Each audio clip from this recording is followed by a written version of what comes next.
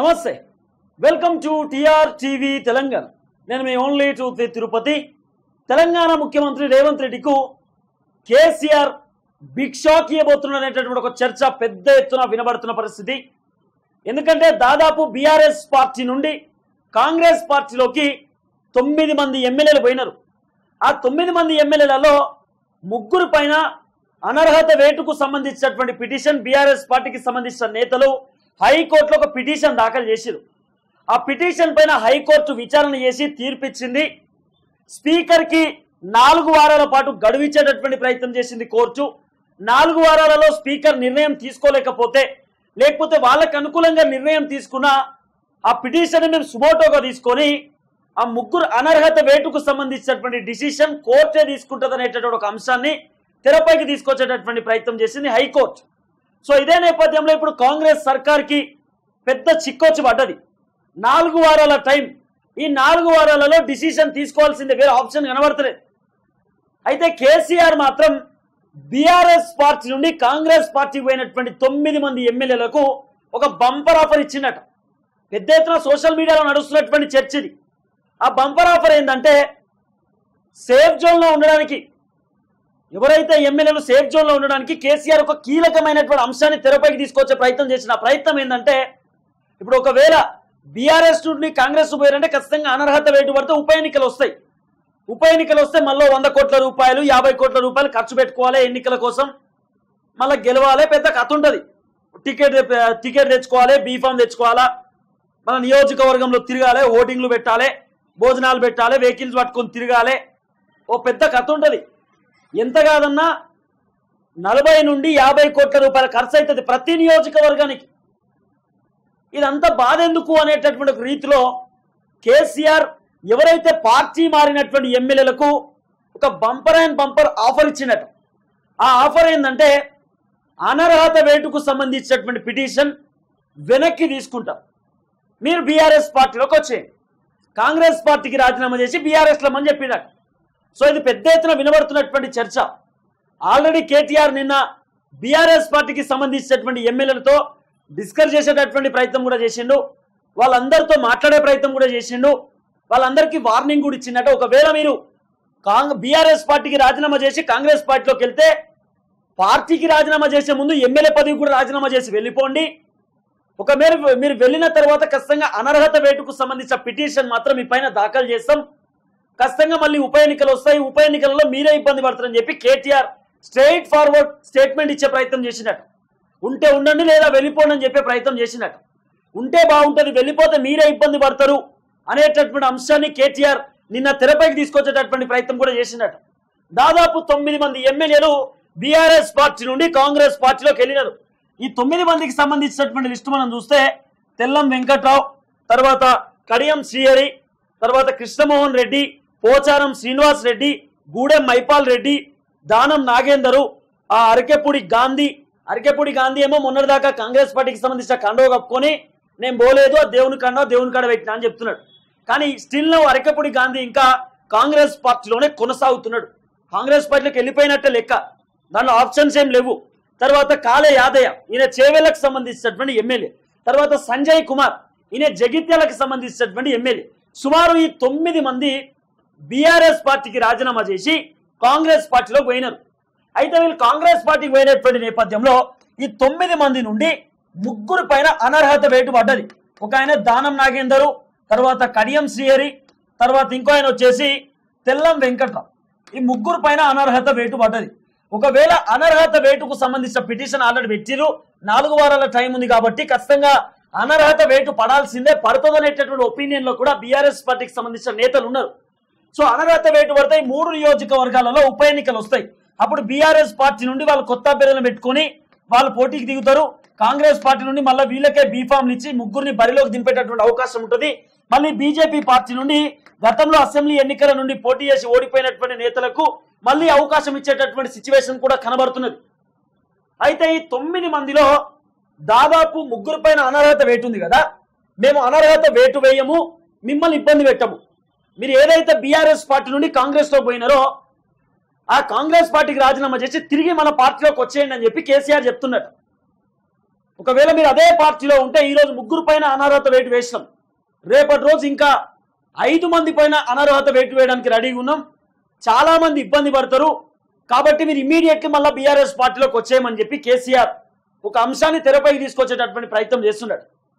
Already BRS నుండి కాంగ్రెస్లోకి పోయినటువంటి ఎమ్మెల్యేలు కూడా గతంలోనే అడిగే ప్రయత్నం చేసిరట. కేటీఆర్ను, బీఆర్ఎస్ పార్టీకి సంబంధించిన నేతలను అనర్హత వేటు వేయొద్దని చెప్పండి, పిటిషన్ వెనక్కి తీసుకోమని చెప్పండి, మేము మళ్ళీ మన పార్టీలోకి రావడానికి రెడీగా ఉన్నామంటూ కూడా గతంలోనే ఎవరైతే బీఆర్ఎస్ నుండి కాంగ్రెస్లోకి వచ్చినటువంటి వ్యక్తులు అడిగే ప్రయత్నం చేసిరట. అప్పుడు వాళ్ళు కూడా సరే ఆలోచిస్తాం, కేసీఆర్ కూడా చెప్పాల్సినటువంటి అవసరం ఉంటుంది కదా అని చెప్పి వాళ్ళు కూడా కేసీఆర్తో డిస్కస్ చేశారు. సో కేసీఆర్ బాధ కూడా ఒకటే, దాదాపు 39 మంది గెలుస్తాయి, 39లో 9 మంది వేయరు. ఒక సీట్ ఏమో కోల్పోయారు, సికింద్రాబాద్ కంటోన్మెంట్ కు సంబంధించిన సీటు. అంటే దాదాపు 10 సీట్లు ఇప్పుడు కేసీఆర్ దగ్గర నుండి చేయి జారిపోయింది. ఇంకా మిగిలింది 28 సీట్లు. ఈ 28 సీట్లకి వెళ్ళి రేవంత్ రెడ్డి 16 సీట్లు లాగుదాం అనేటటువంటి ఆలోచనలో ఉన్నాడు. 28లకి వెళ్ళి 16 పోతే దాదాపు 12 నుండి 13 సీట్లు కేసీఆర్ కు మిగిలేటటువంటి అవకాశం ఉంది. ఈ 12 నుండి 13 సీట్లు కనుక కేసీఆర్ కు మిగిలితే ప్రతిపక్ష హోదా కూడా ఉండదు. అపోజిషన్ లీడర్ కి సంబంధించినటువంటి పదవిని కూడా కేసీఆర్ కోల్పోతారు. కేసీఆర్ సేఫ్ జోన్ లో ఉండాలన్నా, ఎమ్మెల్యేలను కాపాడుకోవాలన్నా తనకున్నదల్లా ఒకే ఒక ఆప్షన్, అనర్హత వేటుకు సంబంధించిన పిటిషన్ ని వెనక్కి తీసుకోవాలి. వెనక్కి తీసుకొని ఈ బీఆర్ఎస్ నుండి కాంగ్రెస్ లో పోయినటువంటి ఎమ్మెల్యేలకు ఆఫర్ ఇస్తున్నాడు. మీరు ఏదైతే బీఆర్ఎస్ కి రాజీనామా చేసి కాంగ్రెస్ లోకి వెళ్ళిపోయారు కదా, మళ్ళీ బీఆర్ఎస్కి వచ్చేయండి, అప్పుడు మీ పైన అనర్హత వేటు పడదు, మీ పైన కంప్లైంట్ ఇయ్యము, మీకు ఇబ్బంది ఉండదు. ఒకవేళ మీరు అదే కాంగ్రెస్ లో ఇంకా కొనసాగితే ఖచ్చితంగా అనర్హత వేటుకు సంబంధించిన పిటిషన్ దాఖలు చేస్తాం, అవసరం అనుకుంటే సుప్రీం కోర్టు వరకు వెళ్తామంటూ కూడా కేసీఆర్ ఒక స్టేట్మెంట్ ఇచ్చే ప్రయత్నం చేస్తున్నట్టు. ఎవరికన్నా భయమే ఉంటుంది, ఏ ఎమ్మెల్యేకైనా భయమే కదా. పుసుక్కున మళ్ళా ఉప ఎన్నికలు వచ్చిందనుకో ఆ నియోజకవర్గంలో గెలవడం అనేటటువంటి ఒక పెద్ద బాధ ఉంటుంది. గెలుచుడు గెలవకపోవడం తర్వాత ముచ్చట, కానీ ఆ నియోజకవర్గంలో మళ్ళీ పోటీ చేయాలంటే దాదాపు 8 నెలలు అవుతున్నది. 8 నెలల ముందు 20 కోట్లు, 30 కోట్లు, 50 కోట్లు ఖర్చు పెట్టుకున్నారు కావచ్చు. ఇప్పుడు మళ్ళీ ఇంకో 50 కోట్లు ఖర్చు పెట్టుకోవాలంటే పైసలు ఉండాలి కదా. పోనీ పైసలు ఉన్నా కూడా మనసు ఒప్పుతుందా? మనసు ఒప్పది. పోనీ మనసు ఒప్పినా కూడా మళ్ళీ పోటీ అయితే గెలుతామనేటటువంటి భరోసా ఉందా? అది కూడా లేదు. కాబట్టి చాలా మంది మళ్ళీ కాంగ్రెస్ పార్టీకి రాజీనామా చేసి బీఆర్ఎస్ పార్టీలో పోదామనేటటువంటి ఆలోచనలో ఉన్నారట. సో రేవంత్ రెడ్డికి కేసీఆర్ మాస్టర్ స్ట్రోక్ ఇద్దామనే ఆలోచనలో కనబడుతున్నాడు. ఎట్టి పరిస్థితుల్లో తన పదవిని తను కాపాడుకునేటటువంటి ఆలోచనలో కేసీఆర్ ఉన్నాడు. ఆయనకు సంబంధించినటువంటి ప్రతిపక్ష పార్టీ హోదాని దక్కించుకుందామనేటటువంటి ఆలోచనలో కేసీఆర్ పడ్డాడు. అందుకే పార్టీ మారినటువంటి ఎమ్మెల్యేలకు బంపర్ ఆఫర్ల మీద బంపర్ ఆఫర్లు. మీరు ఇమీడియట్లీ బీఆర్ఎస్ పార్టీలోకి వచ్చేయండి, వచ్చేస్తే మీకు ఏమి ఇబ్బంది కాదు, మీ పైన అనర్హత వేటు ఉండదు, ఆ పిటిషన్ వెనక్కి తీసుకుంటాం, నెక్స్ట్ సెకండ్ దఫలో మీ పైన ఆ వేటుకు సంబంధించిన పిటిషన్ కూడా ఏమని చెప్పి కేసీఆర్ చెప్తున్నాడు. ఎందుకంటే సుమారు 10 మంది పోయినా కూడా కేసీఆర్కి 28 మంది ఉన్నారు. 28 మంది అన్నా కూడా ప్రతిపక్షం కిందకే వస్తుంది. ఈ 28 మందిని లాకర్లో ఇట్లా తాళమెత్తలుగా లాకర్లో బందీ పెట్టినట్టు పెట్టిండు. ఈ 28 మంది నుండి 16 మంది వచ్చేటటువంటి అవకాశం కూడా పెద్ద కనబడతలేదు. కేసీఆర్ వీళ్ళందరినీ కూడా కవర్ చేసేటటువంటి ప్రయత్నం చేసిండు. కేసీఆర్ ఏం చెప్తున్నాడు అంటే ఆల్రెడీ ఆ 10 మంది పైన 10 మీన్స్ 9 మంది ఎవరైతే బీఆర్ఎస్ నుండి కాంగ్రెస్ లో పోయిన 9 మంది పైన అనర్హత వేటుకు సంబంధించిన పిటిషన్ రెడీగా ఉన్నాయి. ఈ ముగ్గురు అయిపోతుంటే మిగతా ఆ 6 పైన కూడా వేయడానికి సిద్ధంగా ఉన్నామని చెప్పి మాట్లాడే ప్రయత్నం చేసినట్టు. కాబట్టి ఇప్పుడు పార్టీ మార్గమనే ఆలోచనలు ఉన్న బీఆర్ఎస్ పార్టీకి సంబంధించిన ఎమ్మెల్యేలు కూడా చెమటలు పడుతున్నాయి. ఇది ఎక్కడి బాధ, పుసుక్కున మనం కూడా కాంగ్రెస్లోకి వెళ్ళామనుకో ఆ 9 మంది ఇబ్బంది పడ్డట్టు మనం కూడా ఇబ్బంది పడతాం. సో మనం ఈ బీఆర్ఎస్ లో ఉండడమే బెటర్ అని చెప్పి వాళ్ళు కూడా పోయేటటువంటి ఆలోచనలో లేరు. అంటే కేసీఆర్ ఎక్కడికక్కడనే స్టక్ చేసేటటువంటి ప్రయత్నం చేస్తున్నాడు, ఎక్కడికక్కడనే కవర్ చేసేటటువంటి ఆలోచనలో ఉన్నాడు కేసీఆర్. ఎవరికి ఇబ్బంది కాకుండా ఒక వ్యూహాన్ని రచించేటటువంటి ప్రయత్నం చేస్తున్నాడు.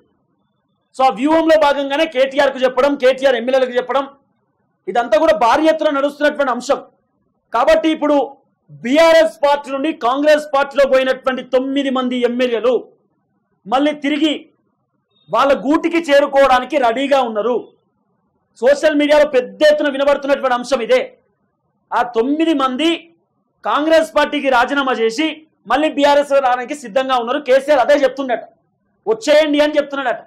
ఒకవేళ ఇంకోటి ఏంటంటే బీఆర్ఎస్ పార్టీకి సంబంధించిన నేతలు ఇంకోటి చెప్తున్నారట, ఎవరెవరైతే 9 మంది పోయారో ఈ 9 మందికి సంబంధించిన బండారాన్ని బయట పెడతామంటున్నారట. బ్లాక్మెయిలింగ్, ఇట్లా బ్లాక్మెయిల్ చేసినా వెనక్కి లాగుదామని ఆలోచనలో ఉన్నారు. ఈ 9 మంది మళ్ళీ వెనక్కి వచ్చారు అనుకో, దాదాపు వీళ్ళకు 39లోకి వెళ్ళి ఒకటి పోతే 38 మిగులుతాయి. వీళ్ళకు 38 సీట్లు వీళ్ళకు ఉంటాయి. మళ్ళా ఒకవేళ రేవంత్ రెడ్డి రేపో మాపో ఇంకో 8 మందిని తీసుకున్నా కూడా తర్వాత వాళ్ళకి 30 సీట్లు ఉంటాయి కదా. ఈ ఆలోచనలో కేసీఆర్ పడ్డాడు. ఎట్టి పరిస్థితిలో ఒక్క సీటును కోల్పోయేటటువంటి ఆలోచనలో లేడు. ఒక సీటునైనా ఇచ్చేసేటటువంటి సిచ్యువేషన్లో కూడా లేడు. అన్ని వాళ్ళు గెలిచినటువంటి ప్రతి సీట్ని దక్కించుకుందామనే ఆలోచనలోనే ఉన్నాడు. ఎందుకంటే చాలా మంది ఎమ్మెల్యేలు తెలిసో తెలియకో కేసీఆర్ దగ్గర ఉంటూనే ఈరోజు సాయంత్రం మీటింగ్ ఉన్నా సాయంత్రం మీటింగ్ అటెండ్ అయ్యి రేపు పొద్దుగాల జంప్ అయినటువంటి ఎమ్మెల్యేలు కూడా ఉన్నారు. కడియం శ్రీహరి ఎక్స్పెక్ట్ చేయనటువంటి వ్యక్తి, ఎట్లా పోయిందో కూడా అర్థం కాలే. 6 నెలల్లో కాంగ్రెస్ ప్రభుత్వం కూలిపోతుందని చెప్పినటువంటి వ్యక్తి సీన్ కట్ చేస్తే పోయి కాంగ్రెస్ పార్టీలో పడ్డాడు. దానం నాగేందర్ కూడా ఎక్స్పెక్ట్ చేయలే. అంతెందుకు పోచారం శ్రీనివాసరెడ్డి పార్టీ మారుతారని ఎవరు ఎక్స్పెక్ట్ చేసిరు? కేసీఆర్ అత్యంత సన్నిహితమైన వ్యక్తి, కేసీఆర్కు పెద్దన్న లెక్క. బీఆర్ఎస్ పార్టీకో పెద్ద తలకాయ పోయి కాంగ్రెస్ పార్టీ కండో కప్పుకున్నది. తర్వాత ఈయన పటాన్ చెరువు ఎమ్మెల్యే గూడెం మైపాల్ రెడ్డి ఈయన పోతారని చెప్పి ఎవరని అనుకున్నారా? సీన్ కట్ చేస్తే గూడెం మైపాల్ రెడ్డి వెళ్ళకపోయింది. ఇక రేపో మాపో మల్లారెడ్డి వాళ్ళ అల్లుడు మర్రి రాజశేఖర్ రెడ్డి వీళ్ళిద్దరు పోనీకి రెడీగా ఉన్నారు. తలసాని శ్రీనివాస్ యాదవ్ పోనీకి రెడీగా ఉన్నాడు. సబితా ఇంద్రారెడ్డి పోనీకి రెడీగా ఉన్నది. వీళ్ళందరూ ఒక్కొక్కరు ఆల్రెడీ వాళ్ళు బట్టలు చదువుకున్నారు, పోనీకి సిద్ధంగా ఉన్నారు వాళ్ళంతా. ఎందుకంటే వాళ్ళకి సంబంధించిన స్కామ్లు ఒక్కొక్కటి తెరపైకి వస్తూ ఉంటే కళ్ళు బయలు గమ్ముతున్నాయి. గొర్రెల స్కామ్ అని చెప్పి విద్యాశాఖకు సంబంధించినటువంటి విషయంలో కాలేజీల పైన స్కూళ్ళ పైన వాళ్ళు చేసేటటువంటి స్కాములు ఇవన్నీ తెరపైకి వస్తున్నాయి. ఇవన్నీ తెరపైకి వస్తున్న మూమెంట్లో మేము కూడా జైలుకు పోతామేమో, మా పైన కూడా కేసులు అయితే ఏమో, విచారణ ఎదుర్కోవాల్సినటువంటి అవసరం ఉంటుందేమో అనే ఆలోచనలో కాంగ్రెస్లో పోతే సేఫ్ జోన్లో ఉంటాం, అధికార పార్టీ ఏం చేసే వాళ్ళు ఉండరు కదా అనే ఆలోచనలో కూడా కనబడుతున్నారు. కాబట్టి రేవంత్ రెడ్డి ఒక మాస్టర్ ప్లాన్లో ముందుకు పోతున్న ఆ మాస్టర్ ప్లాన్ని తలదన్నే రేంజ్లో కేసీఆర్కి సంబంధించిన ప్లాన్లు కనబడుతున్నాయి. పోయినటువంటి 9 మంది ఎమ్మెల్యేలు మళ్ళా వెనక్కి ఎట్లా లాగాలనే ఆలోచనలో కేసీఆర్ పడ్డాడు.